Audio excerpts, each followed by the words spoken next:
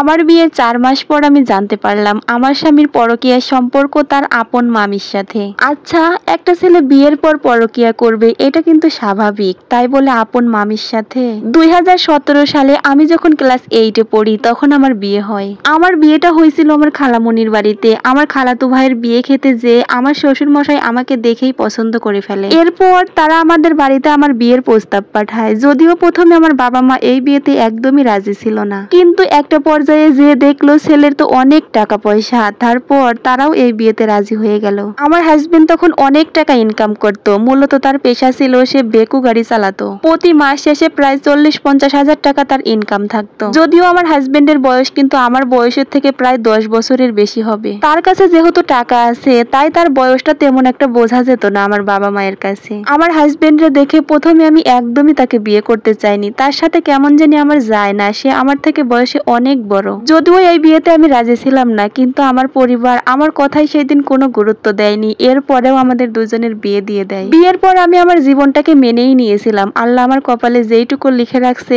তাই তো হবে। আমার বিয়ের আগ মুহূর্ত পর্যন্ত আমি অপেক্ষায় ছিলাম হয়তো বা আমার এই বিয়েটা ভেঙে যাবে, কিন্তু না, শেষ মুহূর্তে আমার বিয়েটা হয়ে গেল। যেদিন তাকে বিয়ে করে স্বামী বলে কবুল করে নিলাম সেই দিন কেন জানি না মন থেকেই তার প্রতি ভালোবাসা সৃষ্টি হয়ে গেল। কিন্তু আমি তখনও জানতাম না আমার এই নিষ্পাপ ভালোবাসা এত নিষ্ঠুর হয়ে দাঁড়াবে। প্রত্যেকটা মেয়ে তার জীবনের যেই স্বপ্নগুলো একে শ্বশুর বাড়িতে যায়, আমিও তার ব্যতিক্রম ছিলাম না। আমারও বিয়ের দিন থেকে অনেক স্বপ্ন হলো, সংসার করব, স্বামীর সাথে ঘুরবো, কত আড্ডা দিব, কিন্তু এই সমস্ত সুখ যে আমার কপালে ছিল না সেটা আমি একবারও কল্পনা করি। আমার হাজবেন্ড ছিল আমার শ্বশুরের একমাত্র সন্তান। মূলত আমার শ্বশুর 2টা বিয়ে করেছিলেন। আমার শাশুড়ি ছিলেন আমার শ্বশুরের বড় বউ। যখন আমার হাজবেন্ড হয় তারপর থেকে আমার শাশুড়ির আর বাচ্চা হচ্ছিল না, কিন্তু আমার শ্বশুরের অনেক শখ ছিল তার অনেক বাচ্চা কাচ্চা থাকবে, যার কারণে আমার শ্বশুর মশাই আরেকটা বিয়ে করে। আমার শ্বশুর বিয়ে করার পর থেকে সেই বাড়িতে যেই থাকে। আমার শাশুড়িকে তেমন একটা পাত্তা দিত না। আমার হাজবেন্ড শুধুমাত্র আমার শাশুড়ির সেবা যত্ন করার জন্য আমাকে বিয়ে করে। আমার বিয়ের দিন যখন আমি আমার শ্বশুর বাড়িতে গেলাম, আমার হাজবেন্ড আমাকে বলল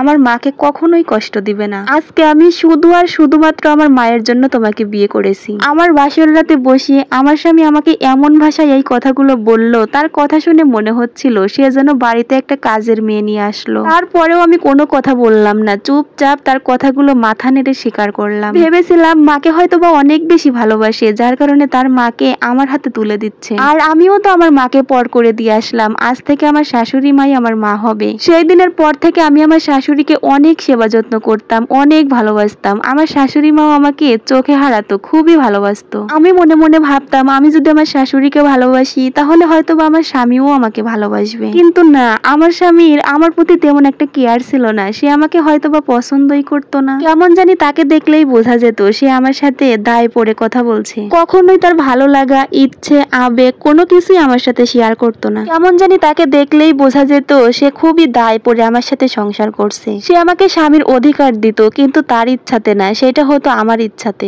আমিও তো একটা মেয়ে মানুষ, আমি তো আর এলিয়ান না। একটা ছেলের সাথে একই ঘরে বসবাস করি, তার প্রতি আমার ভালো লাগা, ভালোবাসা এই সবই কাজ করতো, কিন্তু সে আমাকে একদমই পাত্তা দিত না। আমার স্বামীর এরকম ব্যবহার দেখে আমার শাশুড়ি মা প্রথমেই বুঝতে পেরে যায়। এরপর থেকেই আমার শাশুড়ি আমার স্বামীকে আলাদা করে ডেকে নিয়ে যে অনেকক্ষণ কেমন জানি বোঝাতো। আমি ভাবতাম হয়তো বা মা ছেলে তারা দুজন সাংসারিক কথাবার্তাই বলতেছে। পরক্ষণে আমার শাশুড়ি আমাকে বলতো, বৌমা আমার ছেলেটাকে একটু দেখে রেখো, ও আসলে খুবই সহজ সরল, যার কারণে তোমাকে মেনে নিতে একটু কষ্ট হচ্ছে। তিনি যদিও আমার শাশুড়ি ছিলেন, তার থেকে বড় একটা সত্য সেও একজন মেয়ে। তার স্বামীও তো তাকে প্রথম এরকম অবহেলা করে সেও দ্বিতীয় বিয়ে করে। আমার শাশুড়ি কখনোই চাইতো না আমার স্বামীও আমাকে ধোকা দিক, আমার স্বামীও দ্বিতীয় বিয়ে করুক। এভাবেই আমাদের বিবাহিত জীবনের 4টা মাস কেটে গেল। অনেকের মুখেই তো শুনি বিয়ের পর থেকেই নাকি স্বামীরা বাচ্চা নেওয়ার জন্য পাগল হয়ে যেত, কিন্তু আমার স্বামী বাচ্চার কথা একটা বারও বলে না। এভাবেই দিন যত যাচ্ছিল আমার প্রতি আমার স্বামীর অবহেলা যেন বাড়তেই আছে। আগে তো প্রতিদিন প্রায় 12টা বাজে আমার স্বামী বাসায় আসতো, এখন ভোর 4টা বাজে বাসায় আসি। বাসায় আসার পরই সে গোসল করে ফ্রেশ হয়ে ঘুমিয়ে যেত, খাবারও খেত না। আমি যদি তাকে প্রশ্ন করতাম এত রাতে কোথায় ছিলে, সে আমাকে বলতো ওভার টাইম করলাম। তার এই কথাগুলো কেন জানি না আমি বিশ্বাস করতে পারছিলাম না। সে তো ভেকু গাড়ি চালায়, তাহলে রাতের বেলায়ও কি সে মাটি কাটে? এভাবেই কোনো দিন সে সারা দিন যেত, রাত যেত, তারপরেও বাসায় ফিরতো না। এভাবেই দিন যত যাচ্ছিল আমার স্বামীর প্রতি আমার সন্দেহ যেন দিন দিন বাড়তেই চলছে। মনে মনে ঠিক করে নিলাম আমার স্বামীকে আমি হাতে নাতে ধরবো। অনেক কিছু চিন্তা ভাবনা করলাম, কোনো কিছুই যেন আমার মাথায় আসে না। মাত্র 16 বছর বয়স আমার, এইটুকু বয়সে কি বা করবো। হুট করে আমার মনে পড়ে গেল আমার স্বামীর মোবাইল ফোনের কথা। সচরাচর আমি তার মোবাইল ফোন ধরতাম না। একদিন সে রাতের বেলায় যখন খাবার খাচ্ছিল তখন আমি লুকিয়ে তার সিমটা চেঞ্জ করে আমার ফোনে ভরি। আমি যে তার ফোন থেকে তার সিম কার্ড চেঞ্জ করেছি সেটা সে বুঝতে পারেনি। সকালবেলা তাড়াহুড়ো করে সে বাসা থেকে বের হয়ে যায়। এরপর এমন একজন মানুষের নাম্বার থেকে আমার ফোনে ফোন আসে যেটা আমি দেখার জন্য মোটেও প্রস্তুত ছিলাম না। যেখান থেকে ফোন এসেছিল ওই নাম্বারটা সেভ করা ছিল মামি দিয়ে। ফোনটা রিসিভ করা মাত্রই আমি কোনো কথা বলিনি, ওই পাশ থেকে বলে উঠলো, কাল রাতে তুমি কেন আসলে না? সারা রাত তোমার জন্য অপেক্ষায় বসেছিলাম। তুমি তো দিন দিন দেখতেছি তোমার বউয়ের প্রতি বেশি নজর দিচ্ছ, আমার দিকে তো তাকাওই না। এখন থেকে প্রতি রাতেই তুমি আমার কাছে আসবে, তোমাকে ছাড়া আমি একদমই থাকতে পারি না। এই বলে অনেক কিছু বলে গালাগালি করতেছিল, আমি একটা কথাও বলিনি। এরপর ফোনটা লাউড স্পিকারে দিয়ে আমি আমার শাশুড়ির কাছে দিয়ে দেই। এরপর আমার শাশুড়ি তার গলার কণ্ঠ শুনেই বলে দেয়, এ তো আমার ছোট ভাইয়ের বউ হোসনা।